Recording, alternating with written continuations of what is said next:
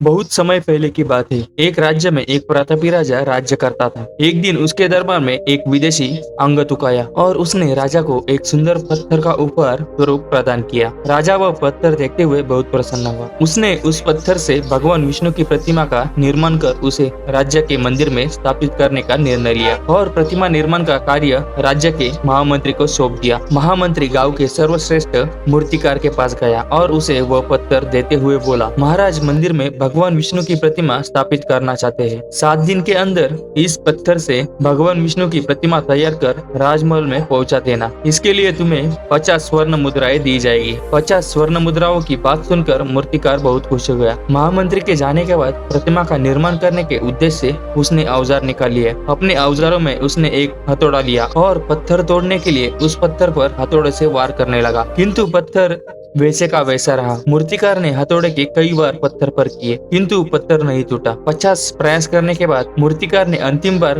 प्रयास करने के उद्देश्य से हथौड़ा उठाया, किंतु यह सोचकर हथौड़े पर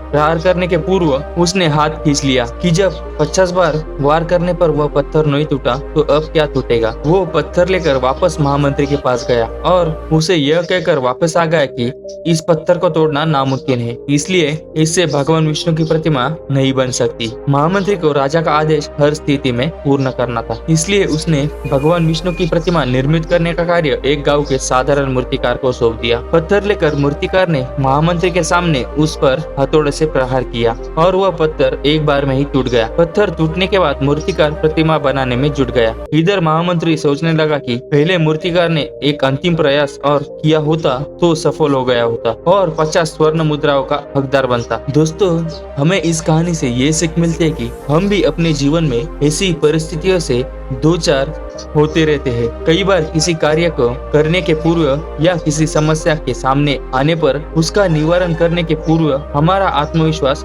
डगमगा जाता है और हम प्रयास किए बिना हार मान लेते हैं। कई बार हम 1-2 प्रयास में असफलता मिलने पर प्रयास करना छोड़ देते हैं, जबकि हो सकता है कि कुछ प्रयास और करने पर कार्य पूर्ण हो जाता या समस्या का समाधान हो जाता। यदि जीवन में सफलता प्राप्त करनी है तो बार बार असफल होने पर भी तब तक प्रयास करना नहीं छोड़ना चाहिए जब तक सफलता मिल नहीं जाती। क्या पता जिस प्रयास के करने के पूर्व हम हाथ खींच लेते हैं वही हमारा अंतिम प्रयास हो और उससे हमें कामयाबी प्राप्त हो जाए। धन्यवाद।